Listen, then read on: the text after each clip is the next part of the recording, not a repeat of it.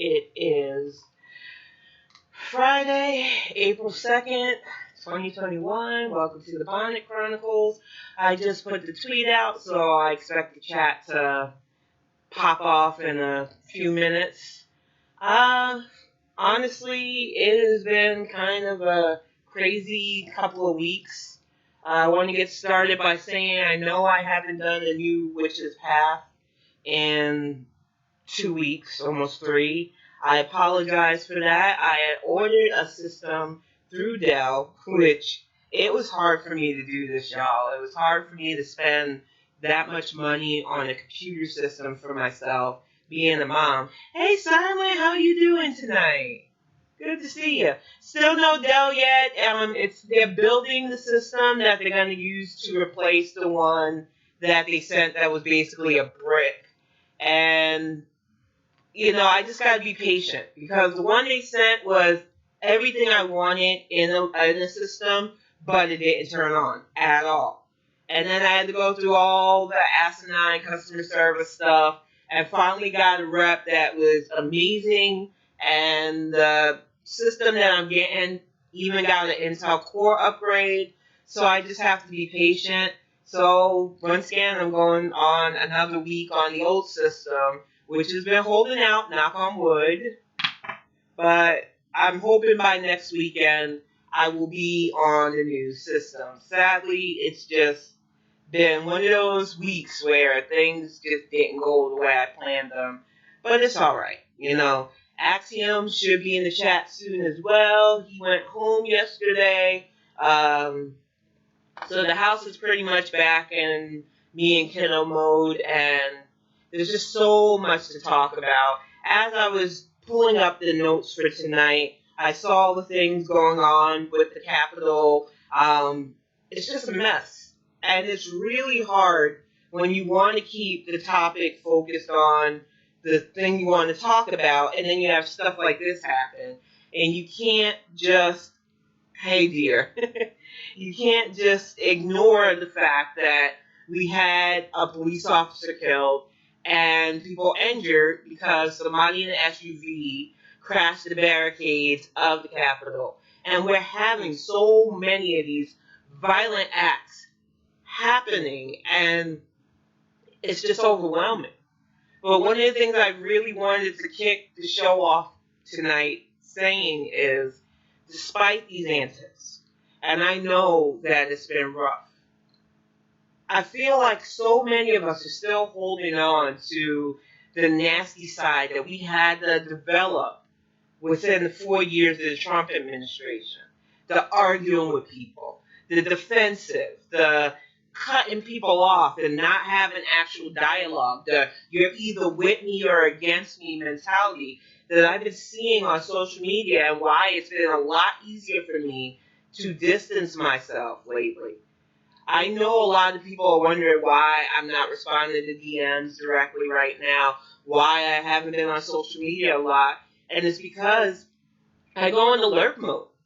There are days where I will go on Twitter and not type out a single thing because I see people who should know better fighting each other tooth and nail over a disagreement.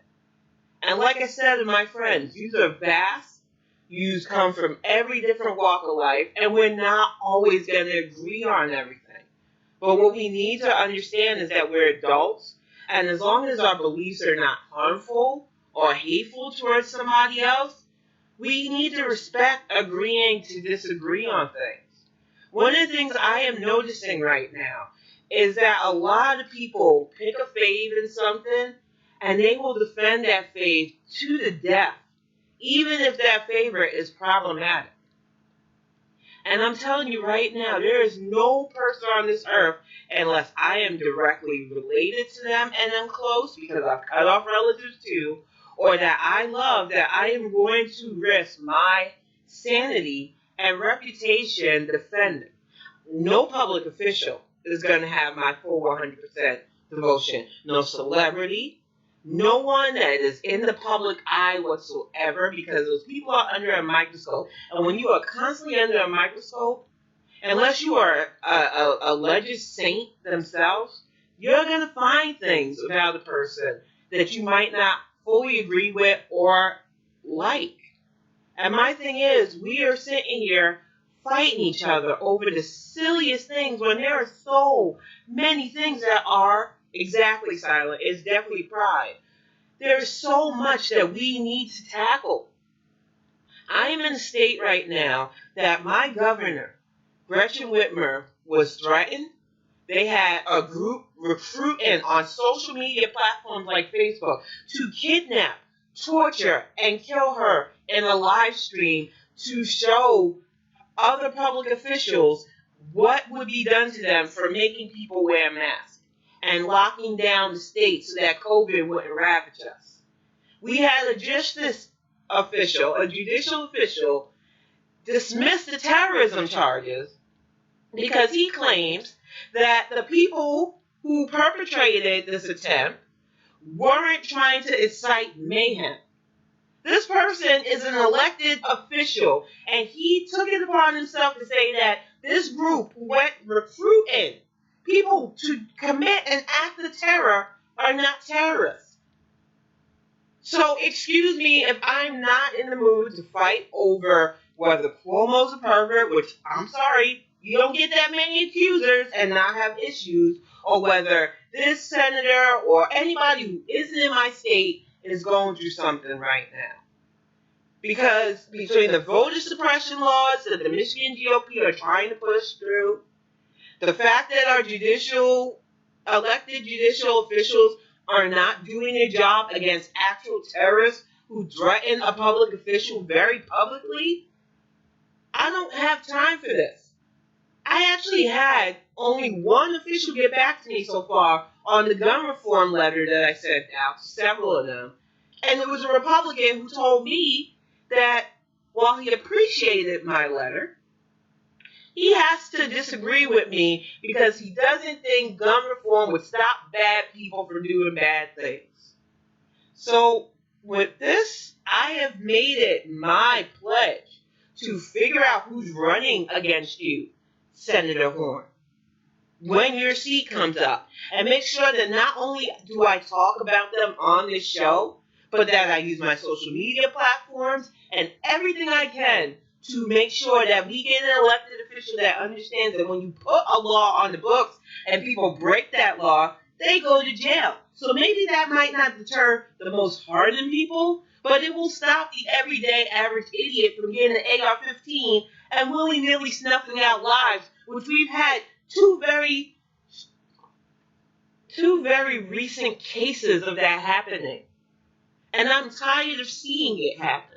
And I'm tired of seeing officials who know they're in the pockets of the NRA dismissing my concerns as, well, we can't put this on the books because it won't stop bad people from doing bad things. If that is your response to the need for gun reform that doesn't take guns out of the hands of responsible gun owners, it just stops civilians from owning AR-15s, then you do not need to be in our Senate. And I'm coming for your job. There's just so much on our plates right now with bigotry and misogyny trying to erode the fact that we freaking won. And that's another thing that I really want people to understand. While you're fighting each other on social media, and yes, there was another, and I forgot about it, so freaking much nonsense going on that the loss of life is ridiculous. But while we fight each other, we forget that we elected an administration, and hey, Brandon, we elected an administration that is doing more in these last 2 months than the last administration did in 4 years. They are doing the work to undo the harm of Trump and to help this nation get COVID pandemic relief, get the vaccine put out. And yet all we're doing, instead of supporting this administration and making sure that they continue to have the ability to legislate and help us, we're fighting each other over the stupidest things. And I'm going to say this.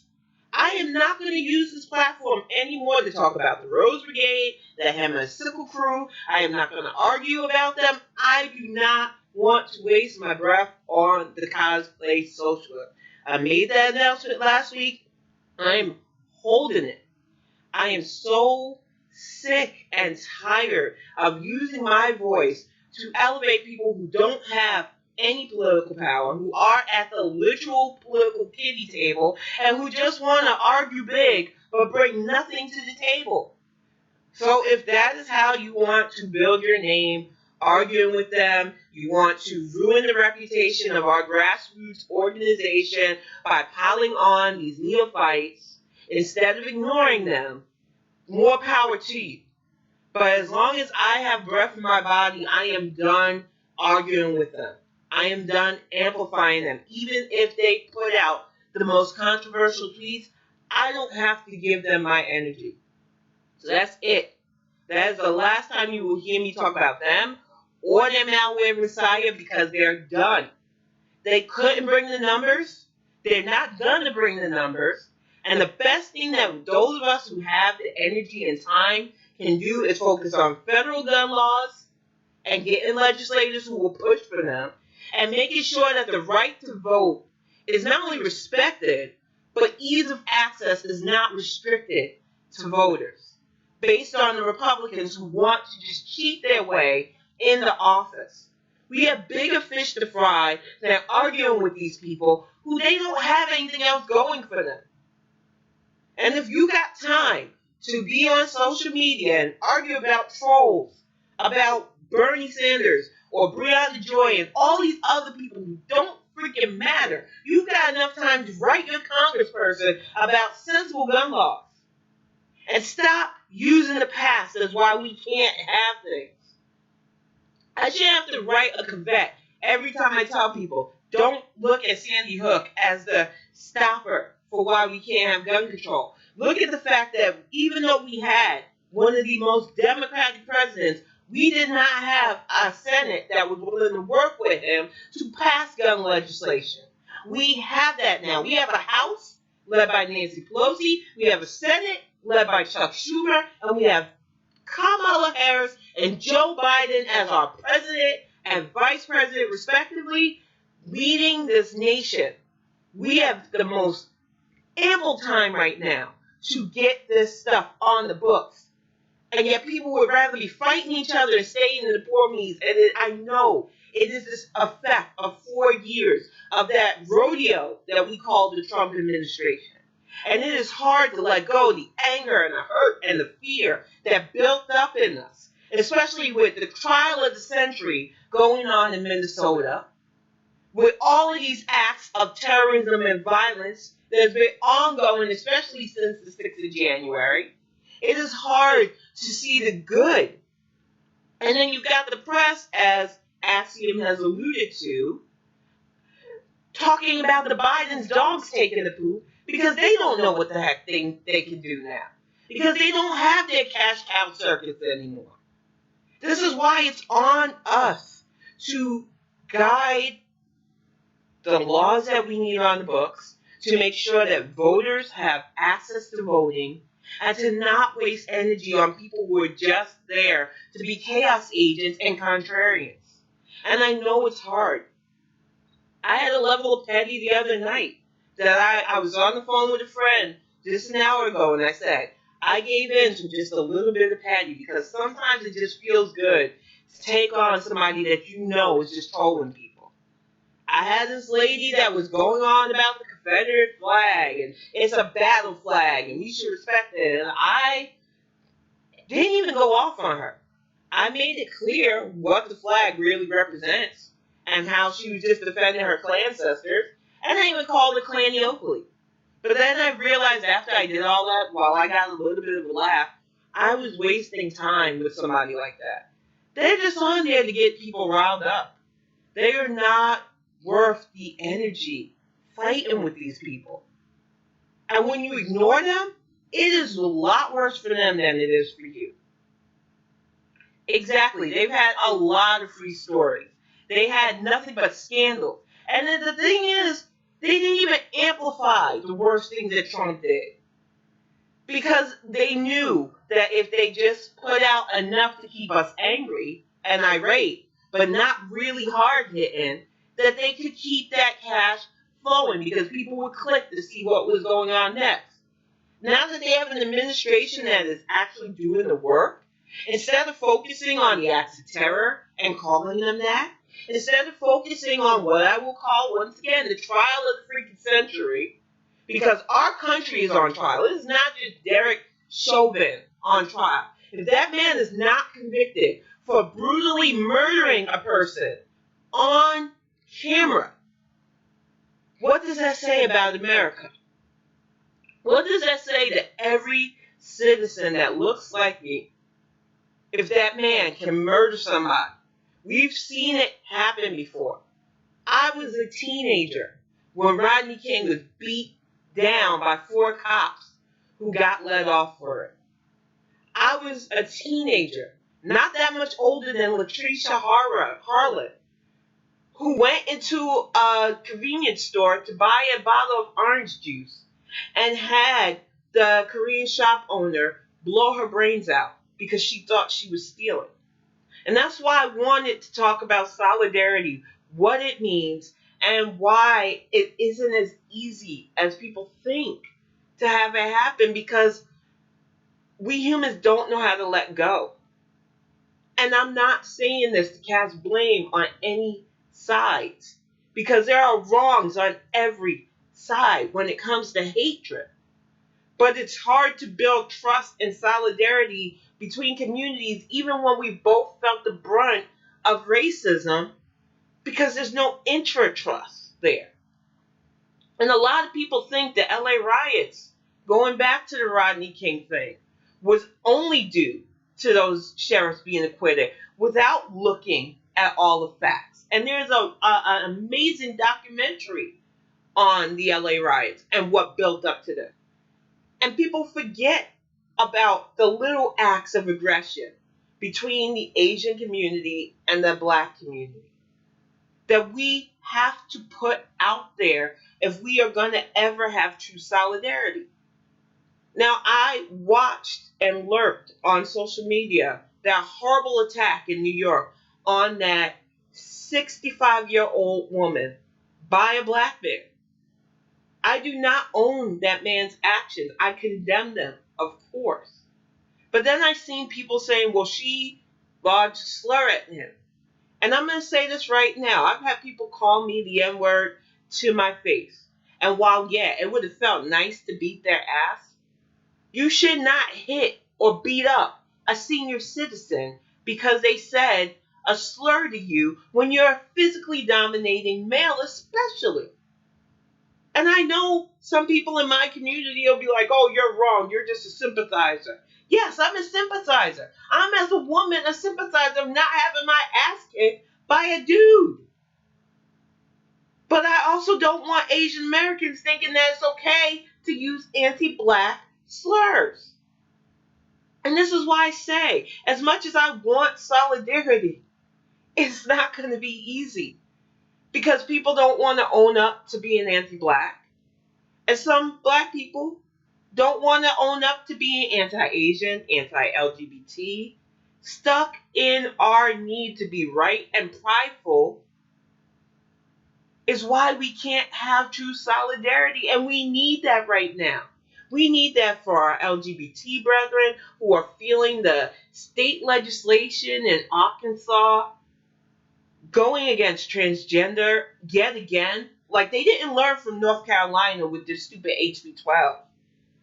They didn't learn that people are going to pull their money away, which Georgia is going to learn with their nonsense with the voter restrictions.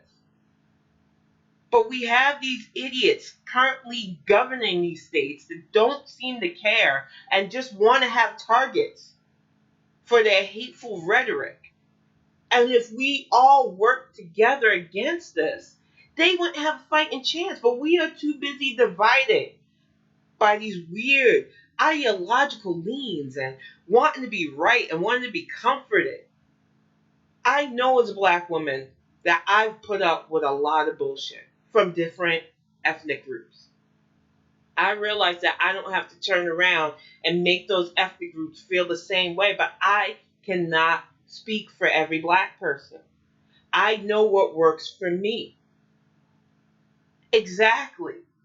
And if we could come together, we would be an unstoppable force. But while I see how solidarity can help us, I can't act blind to the fact that people are hurting right now. And as much as I want to stand up for Asian Americans, especially given that I have Asian Americans in my family, I can't overlook the fact that even within my family, those same Asian Americans had certain anti-black views. And it doesn't make sense. But when you come from a multi-ethnic family, you realize that hate doesn't make sense, period. And you can have people marry into your family and still hold certain views that are harmful. I want people to understand that if we are going to have any kind of solidarity, we have to work for it and we have to work on ourselves. I will say this until I have no more breath left to give to it. The best way to fight hatred, the best way to fight racism, bigotry in any form is to work on yourself and be a better person. I cannot force people to think. I cannot force people to reflect. All I can do is make sure that I'm doing right. That's it. And exactly, Brandon, I have Filipino family. And as much as I love them and I know they love us, they have viewpoints that they have expressed, even about black people, even marrying into our family, that would shock people. Because it's like, how can you say that you love your black family but have anti-black views? But it's because globally, black skin is still looked at in a negative light, heck, even brown skin. Because darker skinned Asians are treated much differently than lighter skinned Asians. And it's ridiculous. But it goes on. And that's why I want people to understand that solidarity is possible, but it comes with people stop holding on to the stuff that divides us and hurts us and lets go of stuff that isn't true, like stereotypes, and actually work together. When we got together to form the K Hive, it was a melting pot of different people and beliefs and ethnicities and cultures working together to support a biracial black and Southeast Asian woman who we felt could be president. And yes, we took the loss of her dropping out of the primaries, but we supported Joe Biden even more so when he picked her as VP because we see the potential in backing somebody like Kamala Harris as a potential leader. I want to see that solidarity happen on a national level and not just to back a politician. We could get laws passed. We could have protection for one another from these nut jobs who keep getting their hands on assault weapons and taking our lives willy-nilly if we work together. But it's like I said, it is not an easy path to take on solidarity. Why? Because racism and white supremacy has infected every facet of our lives. There is not a being on this earth that has not been impacted by the way racism has portrayed itself over the dawn of time, actually. From colonization to our present day.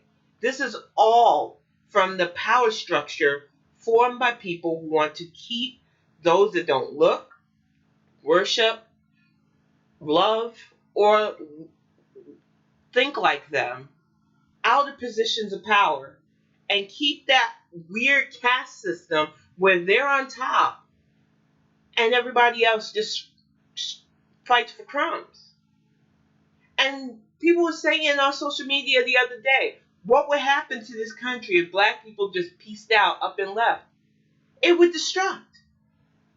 They would find a way to then divide whatever groups are left. And if every ethnic group left, they would find ways to compartmentalize and marginalize the people who either don't make enough money, supposedly aren't smart enough, don't love the way they want people to love, or love in a way they don't understand or identify. Hatred is an equal opportunity sickness, and nobody is 100% immune. But what we can do individually is work on, did I do something hateful today? Did I give in to a stereotypical thought that doesn't make sense? Did I verify something before I shared it? Did I argue with somebody over a feeling instead of fact? These are things that I had to learn, and I'm not 100% on it. But I'm honest enough to say that I'm a human. I'm going to get shit wrong. And I will apologize when I get stuff wrong. That's another thing that comes with self-respect. Self-reflecting is understanding you're not a saint.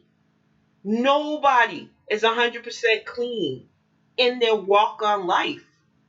But if you're willing to admit when you've gotten something wrong, learn from it, and really take the steps to grow, no matter what people try, because people are always going to hold on to the thing you've done, but they can't keep you to it.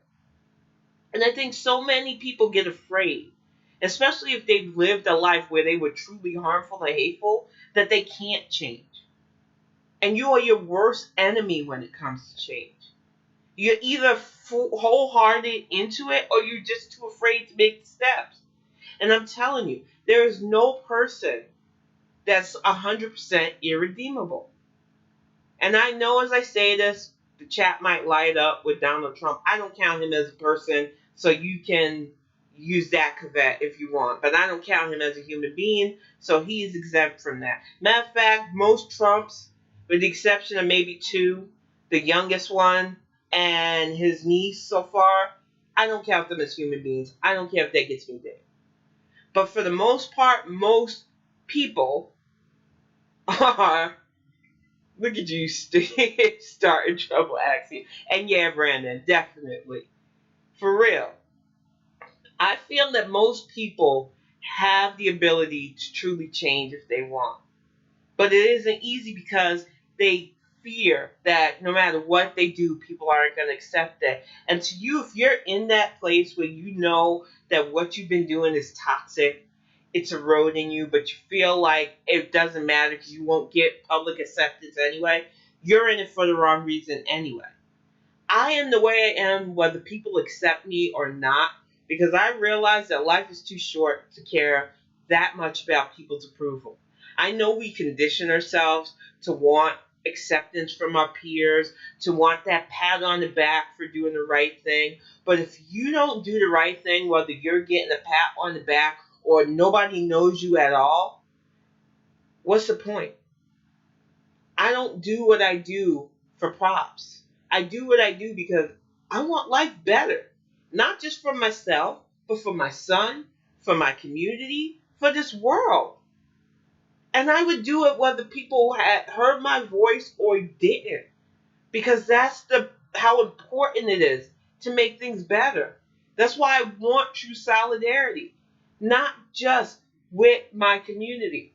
With women, men, non-binary. I want us humans to be better.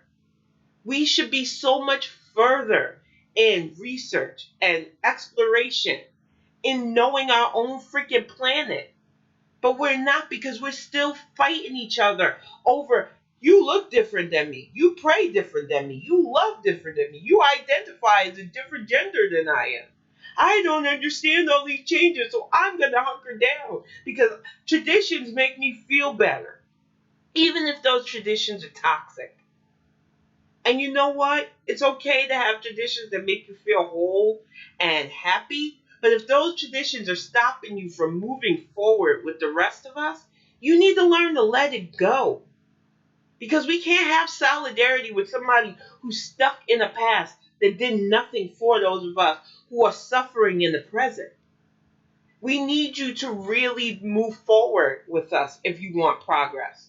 You can't have it both ways. You can't say you want to move towards the future, but only in a way that makes you feel comfortable. Because change is not a comfortable thing. It will lead to comfort at some point if we all work together. But if you're not willing to be even a little bit uncomfortable so that we can all get to a better place, you're not ready for progress. And you shouldn't be calling yourself progressive. And exactly, sweetie. If your viewpoint is I'll do anything that gets a pat on the back, you really do, because you're not in it for actual growth and progress. You're in it for your own self worth. And I'm not saying that having a good sense of self worth is bad, but if you're basing your self worth on what other people think of you, you're not going to have a high sense of self worth. Because there are people that pretty much make it their point to drag people down, to talk bad about people. That's why I never understood people who go into things where they are in a public spotlight and are super sensitive. We know there are harmful, hateful people out there. We don't have to give those people power over us. For every person that might love and adore you, you're going to have people who go out of their way to try to make you miserable because that, for some reason, makes them happy. But you don't have to feed their damage at all. When I know somebody is just trying to rile me up or get the better of me on or off social media, I cut them out of my life. You know why? Because A, they're not worth the amount of energy it would take to constantly argue or respond to their nonsense. But B, in a twisted way, it hurts them more to be ignored. I watched this happen. I had a dude stalk me. Not because of anything I said to him, but because I shut him down quickly. I knew what he was after was to try to attack my character. He wanted to get at me so badly, and instead of engaging him at all, I completely blocked him. Anytime I seen a sock of his, instant block. I told people not to respond to him, and he replied by stalking me, threatening to show up at my house. It hurt him more that I would not engage into a back and forth with him, because that's just what he got off on. So you've got to learn who is worth your time, who is worth your energy, because if we are going to fight for better for all of us, we can't be giving it to people like that. And I hope that when enough of us growing and self-reflecting and getting better as human beings, we have a lot less people like that. And when you have your own sense of self-worth, no matter how many trolls try to ding you, no matter how many people try to write bad about you or speak ill of your name, you know that it doesn't matter what they say. You don't put your value in the hands of people who really aren't invested in you in the first place. I really want people to focus on being better people, whether somebody's looking or not. And mostly not. Because if you like who you are, it doesn't matter who the fuck likes you. Having your own back is something that was taught to me as a child, and I am so grateful I was born a black woman. Because it gave me the foundation I needed. And it wasn't 100%. I tell people all the time, 20 years ago, I tried to play the good Negro. I tried to be everybody's friend. I took in all the bullshit and just grinned and bared it and internalized a lot of the crap I went through because I thought it was the way to go. If I had had the attitude that I have now that I had back then, who knows where I would have been by now. But it doesn't work out that way because they tell us from the get that you got to have the respect of your peers. You have to be somebody. You have to be this. People have to like you. The best part of getting older, and I know people are like, oh, you're not old. I know mid-40s isn't old, but still. The best part of getting older and supreme ruler, haha, is knowing that it doesn't matter. I don't have an infinite number of lives in this life. I don't know if I'm going to be here even 20 years from now. So I am going to make the most of the time I have, and I'm going to be happy, whether somebody likes it or not. As long as I like it, that's all that freaking matters. And once you get into this mindset, it just frees you up. You stop worrying about what people think about you. Because people are always going to be nasty. I knew even starting up things like the Bonnet Chronicles, doing my vlogs, putting my face out there, that people are going to try to go for the obvious attacks on me. I don't let it get to me. Because I like what I see in the mirror. I like the brain in my head. I like where I'm going in life. I'm content. And I think that's enough to help me see what needs to be done when it comes to focusing on making sure my legislators are supported, making sure the ones that aren't going to back what we need to get done get voted out, making sure that I can create safe havens for people who need help. There is so much that we can devote our time, attention, and energy to. And when you feel content with yourself, and I'm not saying this as if you do this overnight, it took a lot. And I was a mess several times until I got to this point. Suicidal mess until I got to this point. So I'm telling you right now, if you're watching this and you feel like, oh, she's a saint, I wish I could be like her, just be you. Find the thing that you like about yourself and that you love about yourself, because all of us have it. It might feel like you don't know, because you might take in people saying, oh, this about you and that about you. You might see flaws that other people don't see, but every one of us has something about ourselves we like. And let that be your focus and grow from that, because everybody should like themselves. No matter what, if you feel strong and know what your value is, other people will see it. And even if it's not a big number of people, because I know that's the thing now. Oh, I have to have a lot of people liking and following me. That shit don't matter either. The only person you need to worry about, caring about what you think, caring about how you look, caring about how you carry yourself, is you. And once we have enough people with that mindset, we could really have solidarity. And it's not easy cutting through insecurity. Trust me, I know that. Especially if you are what people consider not normal. So if you're listening to this tonight and you feel preached at, please don't. Please know that I understand what it feels like to be confused, to not know what you like about yourself. But that's why I want you to take that time. Self-reflection is just that. Getting to know you. And like I said, I am not a perfect individual. I know mentally, especially with stress, I can go off. I have days where lucidity is fleeting. But I realize that I still like me. And I'm okay with that.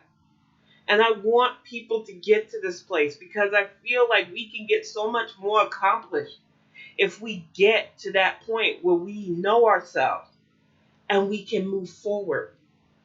That's what progress is about. Thank you, dear, you flirt. I just feel like, honestly, I want people to do better. But the only way I can help that is to make sure that I'm not fucking up. And I know that as a human, I'm not 100% immune to not doing that. So the only way I can help is to show people what matters and what doesn't matter. And what matters is you. And if you feel like you matter, you'll see what else matters in life. And there is a big difference between self-worth and arrogance. But I don't want to get into the minutiae of that, because some people do use arrogance as a cover for not really having self-worth. You don't have to brag about yourself to have self-worth. But it's okay if you know you're your own cup of tea. I just want people to really try and do better. And I feel like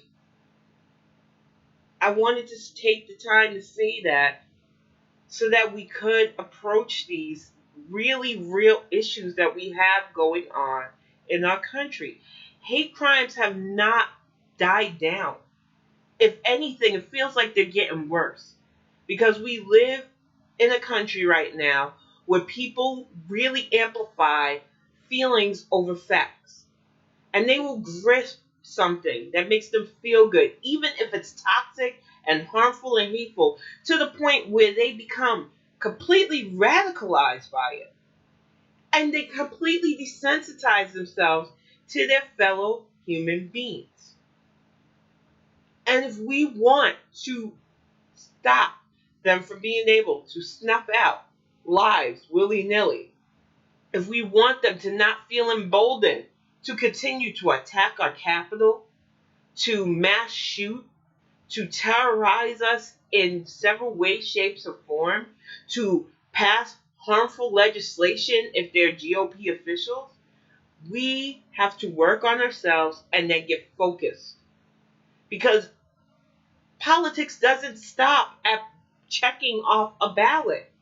We have to have a personal investment in who we vote for. And we have to realize that these people are human too. And just because they have a D by their name doesn't mean they're a saint or a hero. And just because they have an R by their name doesn't mean they're a complete waste of space, even though the majority are showing that they pretty much are. I want us to get past this football slash wrestling slash team victory mentality and focus on getting people that want to get the job done. No more personal ideology bullshit. No more saying because this person says something I like or is handsome, I need to fully back them no matter what. We need to make sure that we are getting people in that can do the job, and we need to make sure that they are constantly doing the job that we elected them to do. I am so tired of seeing people amplify those who I'm calling on Joe Biden to do something that he technically cannot do as president because basic civics teach us that there are checks and balances and we don't elect dictators, y'all. So when I see a certain young representative who, once again, is more known for her mouth and not getting anything passed, talking about calling upon our president to act like a dictator, I don't want to waste time bringing up her name because, like Beetlejuice, it seems to summon her. But also because I would rather inform people that because of checks and balances, we don't have a system where a president can just say, I want to do something, I'm going to do it, and damn the rules. We have rules in place so that we don't have a monarchy, which most countries don't really have a functioning monarchy anymore either. So that we don't have a dictatorship. And I really, exactly, Silent, I feel like that's what they want. But we couldn't live under a monarchy. That's why we fought against one. I think people just don't want to do the work. They want to elect somebody and have them handle all the woes, but not directly tell you what to do, like these weirdo anti-maskers. And you can't have it that way. To have a better society, we all have to do a part. And like I said last week, even if your part is just voting, that's a better step than not doing anything at all. But some people think they can play that fake role of being angry online and being angry in the press, but not moving the needle to invest themselves even a little bit in politics. And exactly. And you've seen how the Middle East is ran in some countries.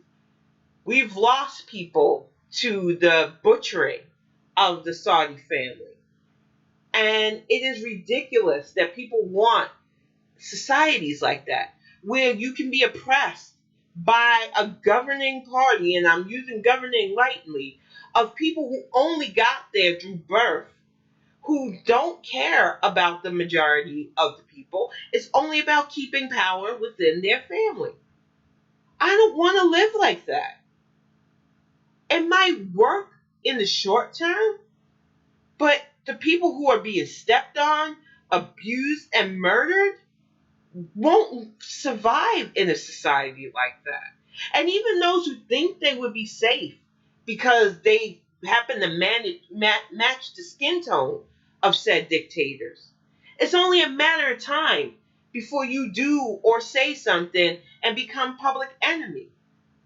That's why I look at countries like China, who have their president for life currently, who literally has control over social media to the point where a reference of Winnie the Pooh pissed him off and he banned one of the most beloved childhood characters. But this is what some people think is utopia. I need people to understand that having limited government isn't going to work if you're not willing to put in the work to make your society better. And do something. Vote and get somebody in that's smart enough to let you be lazy, or shut the fuck up, because you're not going to have it both ways. I am just so over people who act like they can just complain about everything and not do a damn thing to make things better. They have. They make money off of griping about how things would be better under this socialist, communist utopia, not realizing how these societies really are. You don't even have to look far. Go down to Venezuela. How Maduro turned a robust economy and an almost economic turnaround into a freaking madhouse. People were feasting on rats not even that long ago, calling it the Maduro diet, because this guy who promised them a socialist utopia ingratiated his own pockets and is now running the country like a dictator. But this is what people want. They ignore that they would be the person striving to survive, especially if they are marginalized, supposed socialists.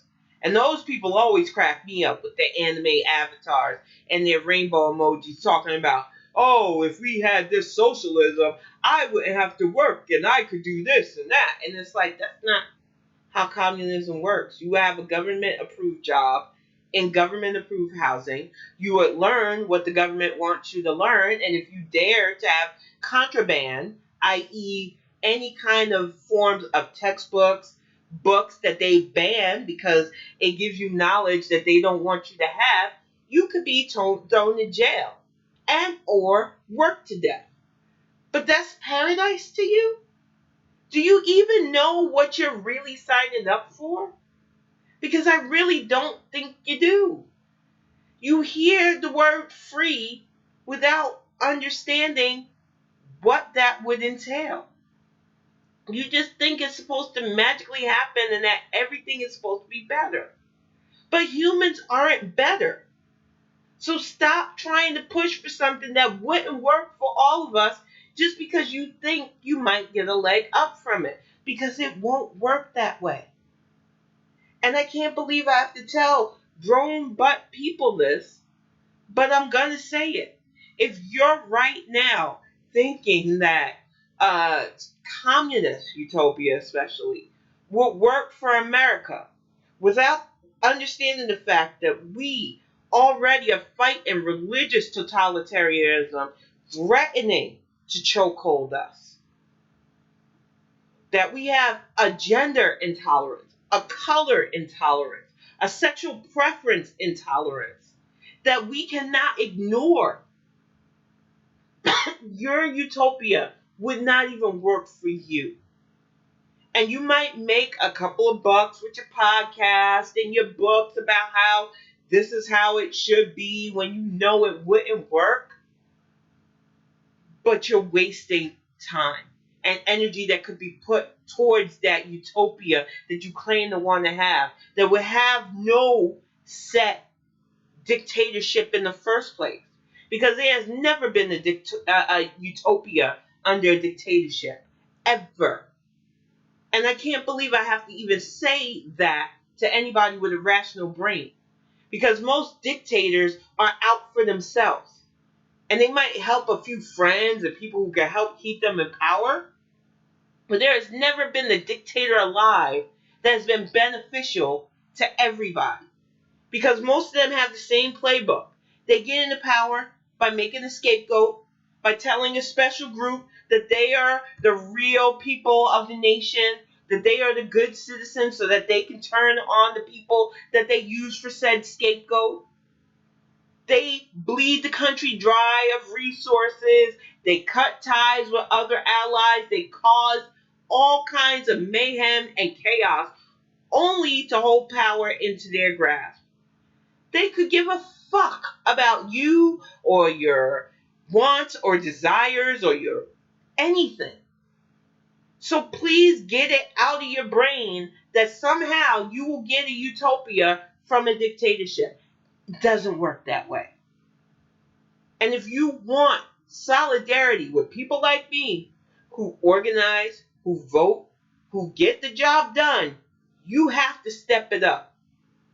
At least meet me halfway and be invested. As invested as you are in pop culture, as you are invested in whatever argument you're having on social media right now, you need to be on that level if you want solidarity with this woman. Because I am tired of people telling me that they understand me, they see me, they're my ally, yet doing not even the bare minimum to make sure that legislation is passed that helps protect my right to vote, my right to live, my right to exist as an American citizen whose ancestors' roots were forcefully planted into this nation. I am American. I don't have any other place to go. This is where I was born. This is where I was raised. This is where generations of my family were born and raised. And I will be damned if I don't do my best to protect this nation from itself. But I can't do it alone. And I would like to not do it alone. Exactly. It drives me nuts, Silent. They love to say they're an ally, but any feeling of being pressed or actually having to do the work, and you see that alliance crumple, any kind of disagreement with them, you have to be completely in their pocket. And I'm telling you right now, I am not a shuffling, chuckle and jive Negro. You cannot ask me to do a little dance for you and say what you want me to say to keep an alliance. I don't need your alliance. I will keep on keeping on with or without you. So if you want to ally with me, you need to be at least halfway where I'm at. And even then, you still might get left behind. Because this train is done waiting for people to wake the fuck up. I need to keep it rolling because, like I said, we don't have infinite lives here on Earth. I don't know what happens after we pass on, but I like to think that this existence as Tanisa is not infinite. So I want to do what I can to make things better with the energy I have. And I can't waste it on fake allies who don't want to do the work. And I am not running for office, y'all. I would love to say that I have it together enough to run seriously for office. And I've thought about challenging a certain young lady who is in a district near where I live.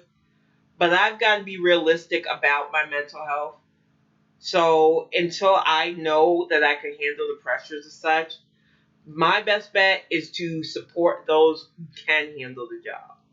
And yeah, I even question a lot of these, especially the ones that put BLM in their bio, but don't want to listen to black voices that dissent from them, don't want to amplify black voices when we talk about allyism. All they want to do is say Black Lives Matter because they think saying it but not really believing in it is enough. And it's troubling how many of them will get into a person's mentions or even in your face and talk about, oh, I stand with you, but you need to push my purity pony or push for something that I want if you want my true allyism. And that's not how allyism works. I don't always ally with people that I 100% like or back. The primaries is a great example of that. The person that I backed the most didn't get to be president.